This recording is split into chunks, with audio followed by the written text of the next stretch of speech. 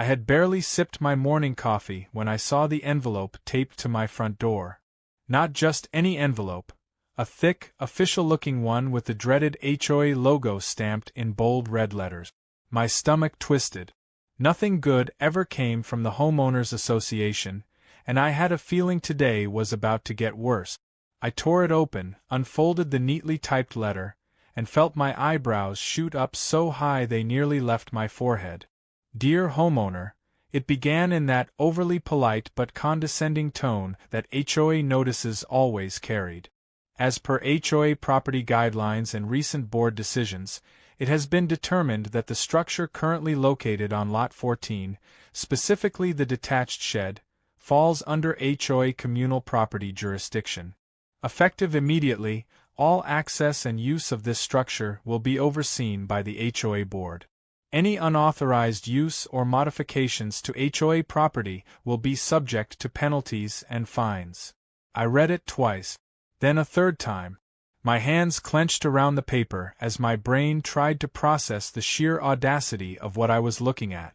My shed, my personal property, which I had built with my own money on my own land, had just been declared HOA property? A sharp laugh escaped my throat, though there was nothing funny about it. This had to be a mistake, some kind of clerical error. No way in hell could they just decide that my shed, something I had spent weeks designing and constructing, belonged to them. I marched down the street toward the HOA office, fueled by frustration and sheer disbelief. The HOA president, Richard Caldwell, sat behind his oversized mahogany desk, looking smug as ever. A man who took the term power trip to the extreme, Richard had spent the last few years turning our quiet neighborhood into his personal fiefdom. He was the kind of guy who measured the length of people's grass with a ruler and issued fines for unapproved lawn ornaments. If there was a way to make people miserable while pretending it was for the good of the community, Richard had perfected it. I slapped the letter down onto his desk. "What the hell is this, Richard?" He didn't even flinch. Instead, he leaned back in his leather chair, interlaced his fingers, and smiled like a king addressing a peasant. "That," he said smoothly, "is a formal notification that your shed is now considered communal property under the HOA's jurisdiction." I stared at him. How? On what planet does that make any sense? Richard sighed like I was a child struggling with basic math. "It's quite simple. Your shed, though located on what you consider your property, is part of the neighborhood's overall aesthetic. The HOA has determined that independent structures such as sheds, gazebos, and outbuildings must conform to community standard. Since your shed was built without prior HOA approval, we have no choice but to assume control over it." I almost laughed again, but my jaw was too clenched for it. "You're telling me that because I built a shed on my own property, and you don't like that I didn't ask for permission, you're just taking it?" "Not taking it," Richard corrected, his smile widening. "Managing it. HOA rules allow for communal oversight of any structure deemed to impact the neighborhood's shared space." "And by communal oversight, you mean?" "It will be available for use by the HOA as needed," he said, waving a dismissive hand. "Storage, community events, additional space for board matters. We may also repurpose it to fit community needs." I blinked. "Repurpose it? Are you kidding me? I built that shed to store my tools, my lawn equipment, my personal belongings." Richard gave an exaggerated shrug. "Then you'll just have to find a new place for them." I could feel the heat rising up my neck. "And if I refuse?" His smile barely faltered. "That would be a violation of HOA regulations, subject to fines, legal action, and possible restrictions on your homeowner privileges." I leaned forward, placing both palms on his desk. "Richard, listen very carefully. That shed is mine. I paid for it.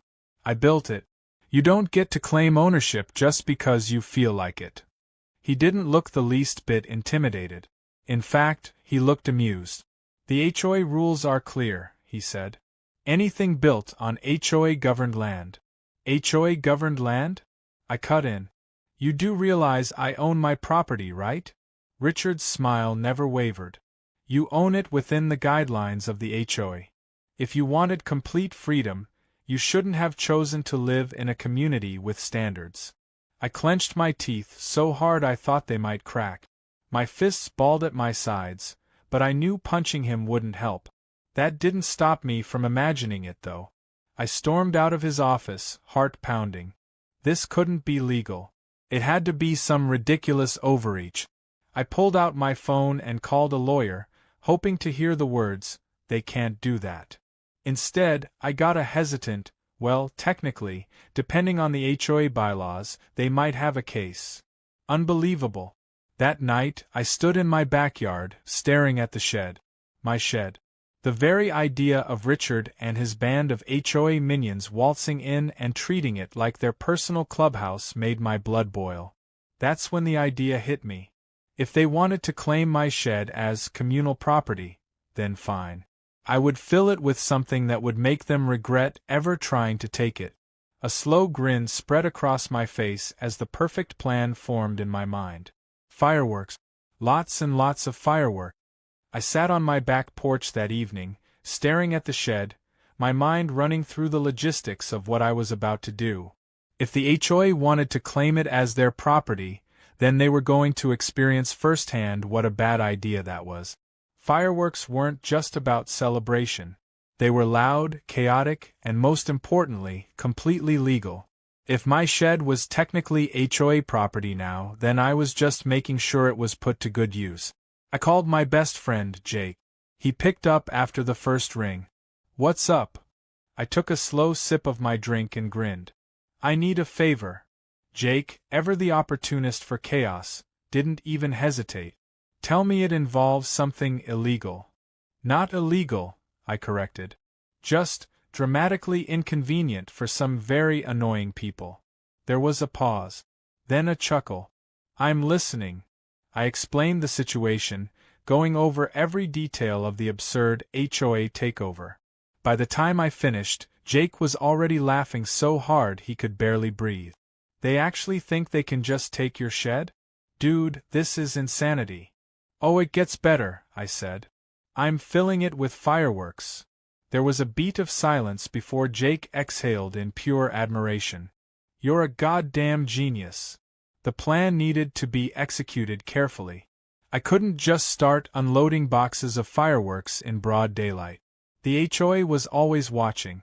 There were nosy neighbors with nothing better to do, board members who lived for enforcing arbitrary rules, and Richard himself, who probably had surveillance drones at this point.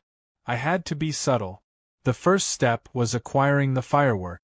Jake had a cousin, Tony, who ran a fireworks stand just outside city limit. The kind of stand that, technically, followed regulations but had a little too much inventory for comfort. We drove out there late at night, cash in hand, and loaded up on everything from Roman candles to full-on mortar shells. Tony didn't ask questions. He just raised an eyebrow as we stuffed the trunk of my car with enough explosives to put on a citywide display.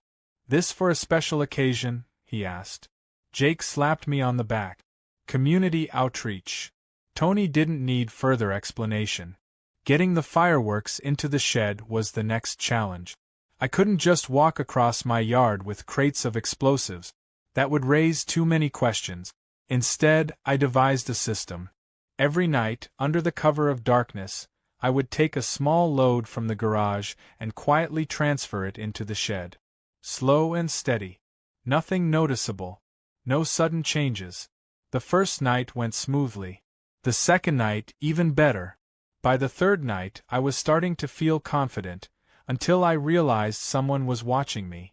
Mrs. Henderson, my next-door neighbor, was standing at her kitchen window, a suspicious frown on her face. She was one of Richard's loyal foot soldiers, the kind of woman who reported people for having the wrong shade of curtains. If she got too nosy, this whole thing could fall apart before it even started. I waved at her. She didn't wave back. Instead, she picked up her phone. I cursed under my breath and immediately called Jake. "We have a problem." "Define problem." "Nosy neighbor problem." She saw me moving stuff into the shed. There was a thoughtful silence on the other end. Okay. Plan B. Which is distraction. I didn't like the sound of that. Jake. But he had already hung up.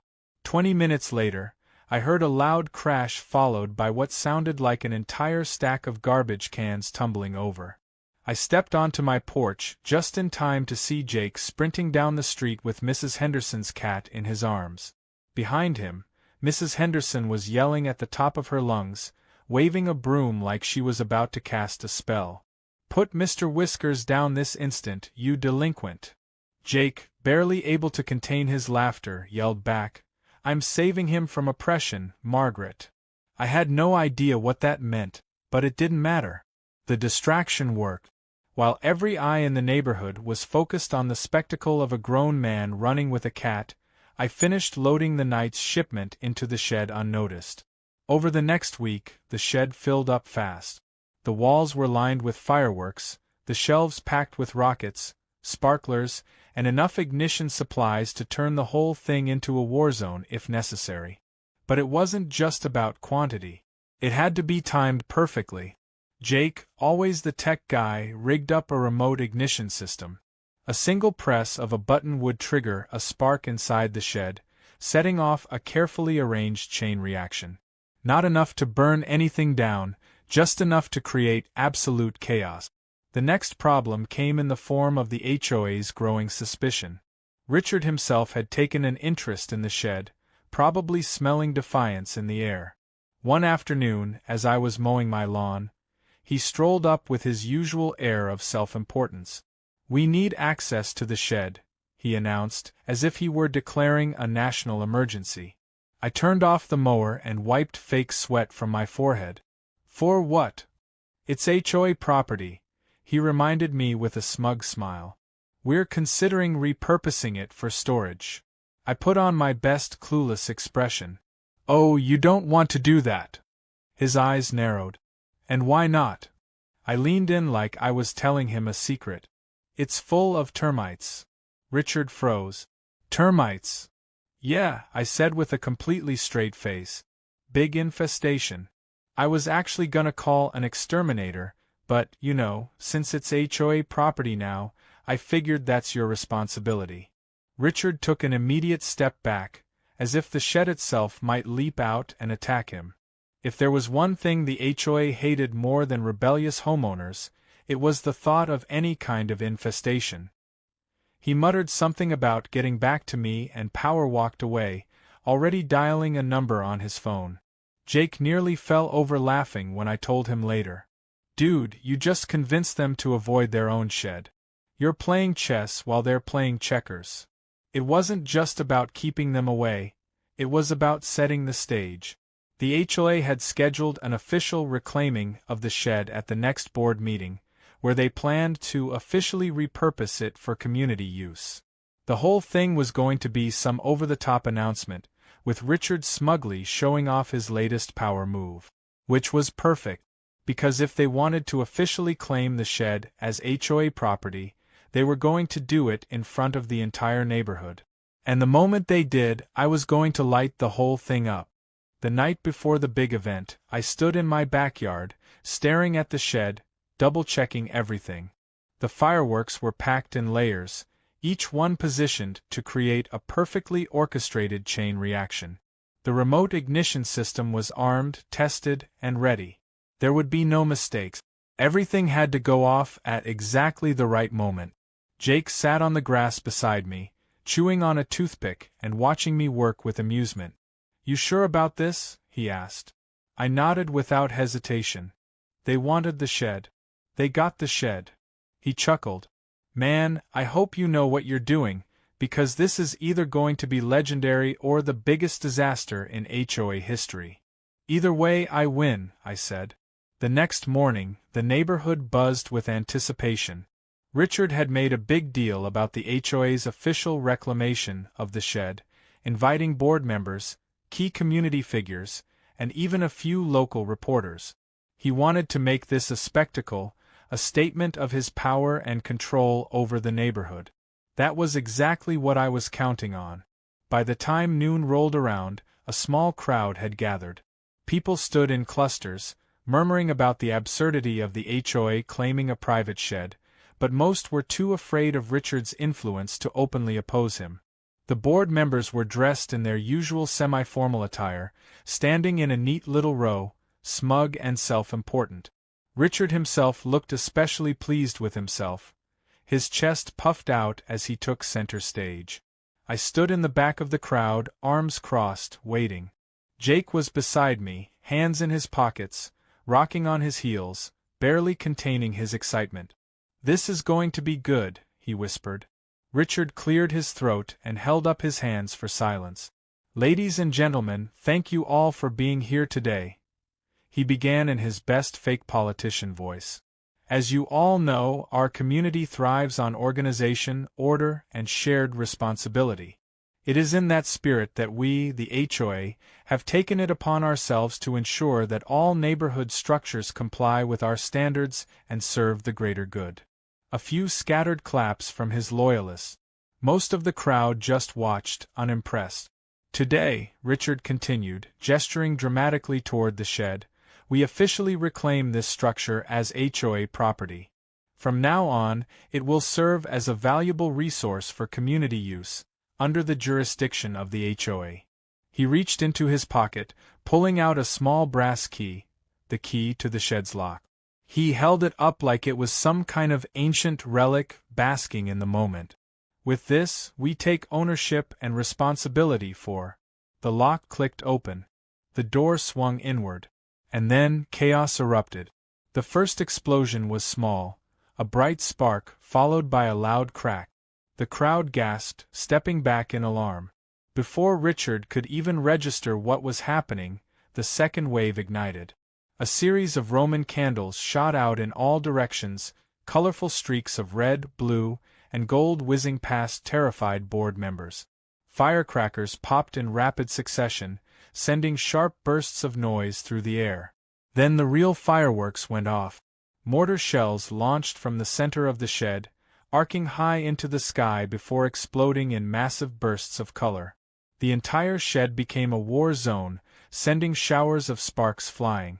People screamed and dove for cover. Richard, frozen in pure shock, had no time to react before a spinning wheel of firecrackers detonated right at his feet. He let out a strangled yelp, stumbling backward and tripping over the curb. The HOA treasurer shrieked and fell into a flower bed. Another board member clung desperately to a lamppost as a bottle rocket whizzed past her ear. Jake was doubled over, gasping for air between fits of laughter. "Dude, look at him. He looks like he just saw a ghost." Richard scrambled to his feet, flailing his arms as another round of fireworks shot up behind him. His perfect composure shattered, his face contorted in pure panic. He tried to bark orders at the other board members, but they were too busy fleeing for their lives. The crowd, once confused and alarmed, had now turned into a laughing, cheering audience. Some of the homeowners who had suffered under Richard's ridiculous rules openly clapped. A few even recorded the entire thing on their phones. And then, the grand finale hit. A series of aerial shells launched all at once, their fuses crackling as they shot into the sky in rapid succession.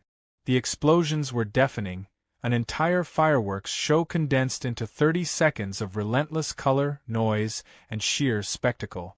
Richard, eyes wide with terror, ducked behind a lawn chair as the last barrage of sparks rained down. Then, silence. Smoke curled into the sky.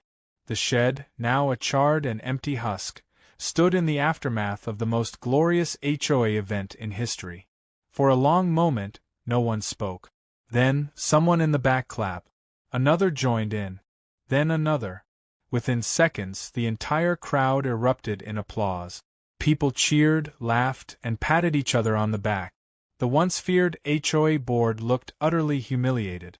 Richard staggered to his feet, his face covered in soot, his clothes singed. He whirled on me, pointing a shaking finger. "You. This was you." I shrugged, playing innocent. "What do you mean, Richard? This was HOA property. I didn't touch it." His mouth opened and closed, searching for words, but the overwhelming laughter of the neighborhood drowned him out. He had nothing. No control. No power. No way to spin this. The local reporters, who had come expecting a dull HOA meeting, had captured everything. It was already being uploaded to social media, and I could see the headlines forming in real time. HOA president's power grab goes up in flames. Jake clapped a hand on my shoulder, grinning. I don't know about you, man, but I think that went pretty well. I exhaled, watching as Richard stormed off, dragging his dignity behind him. The shed might have been gone, but I had won. The HOA's illusion of control had just gone up in smoke, literally. And best of all, I had a feeling Richard's days of unchecked power were about to come to an end. The aftermath of the fireworks disaster rippled through the neighborhood like an earthquake. By the time the smoke had cleared and the last bits of scorched debris settled on the lawn, people were already talking. The HOA's grand display of power had transformed into one of the most humiliating failures in the community's history. And Richard, once the untouchable king of the neighborhood, had been reduced to a stuttering, soot-covered mess in front of half the town. It didn't take long for the news to spread. The footage, captured by multiple homeowners and even a few local reporters, was everywhere.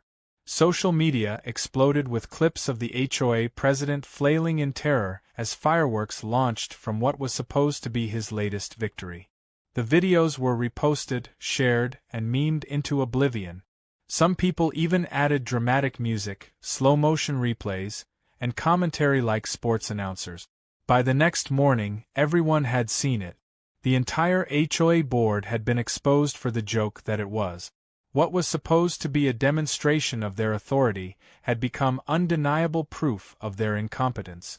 People who had been afraid to stand up to Richard before were suddenly emboldened. They had seen him at his lowest, completely powerless, and now they knew he wasn't as untouchable as he pretended to be. But of course, Richard wasn't going to take this lying down. He wanted revenge.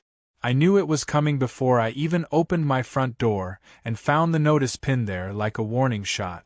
The HOA had officially filed a complaint against me, claiming that I had deliberately endangered the community and caused reckless destruction of HOA property. I almost laughed at the irony. They were still trying to claim ownership of the shed, even though it had literally just exploded in their faces. Jake, sitting on my couch with a bag of popcorn, read the notice over my shoulder and snorted. Man, these guys really don't know when to quit, do they? I tossed the paper onto the table and sighed. They're desperate. Richard knows he looks like a complete idiot, and this is the only way he can try to shift the blame. Jake leaned back, smirking. So, what's the plan? Lawyer up? Fight them in court? Or do we go for round 2 and fill his car with confetti? I shook my head. We don't have to do anything. He's already lost. He just doesn't realize it yet. And I was right.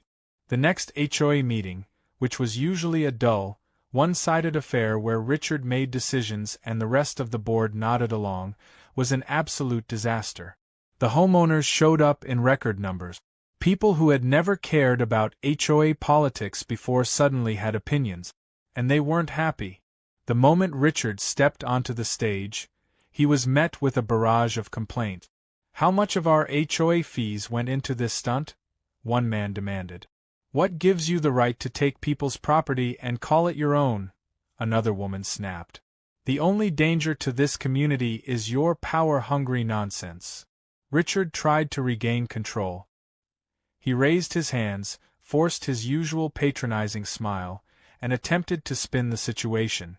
Now, let's all take a breath. What happened was an unfortunate incident, but we have to focus on moving forward as a community. Moving forward? Someone cut in.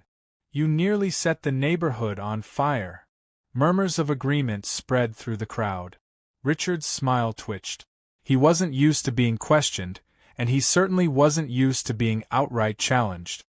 He tried to shift the blame back to me, waving his arms dramatically as he launched into a speech about reckless homeowners and community guidelines, but no one was buying it. And then, the final nail in his coffin arrived. One of the homeowners, a woman named Linda, who had been on the fence about Richard's leadership for years, stepped forward holding a thick folder. She cleared her throat and addressed the crowd. Actually, I did some digging into our HOA's financial records. And guess what? There are some interesting things in here. The room fell silent. Richard stiffened. Linda, this is not the time or place for. This is exactly the time and place, she interrupted. She flipped open the folder and started reading. Over the last 2 years, the HOA has been collecting additional fees for community projects that never actually happened. Landscaping improvements that were never completed. Pool renovations that were paid for but never scheduled. And here's the best part: expenditures on things like board member appreciation dinners and executive bonuses. A collective gasp rippled through the audience.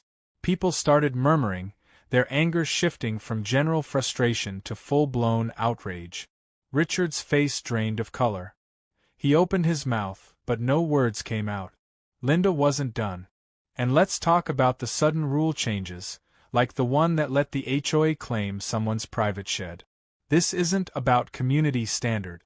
It's about control. That was it. The floodgates burst open. People started shouting over each other. The HOA board members looked panicked, trying to calm things down, but it was no use. Richard, realizing he had completely lost the room, took a step back, looking like he was ready to bolt. Then someone in the crowd yelled, "I motion to vote for new HOA leadership."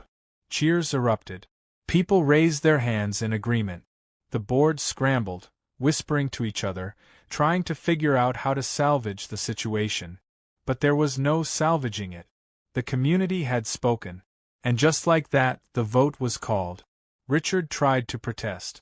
He tried to stall. But the numbers weren't on his side.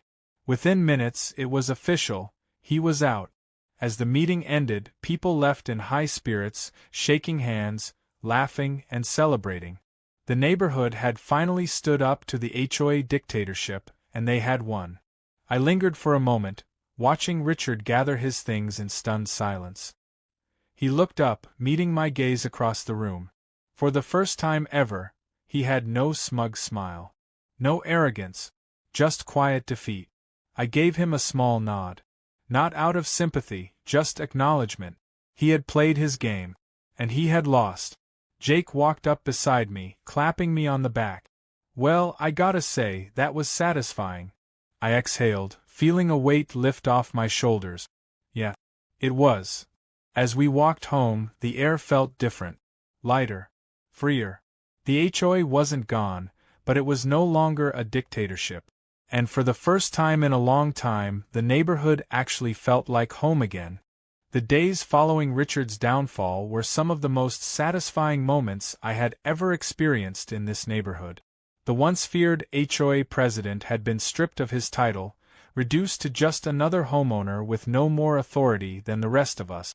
People walked past him without the usual nervous glances. Some even greeted him with smirks or outright laughter, still remembering the infamous fireworks incident.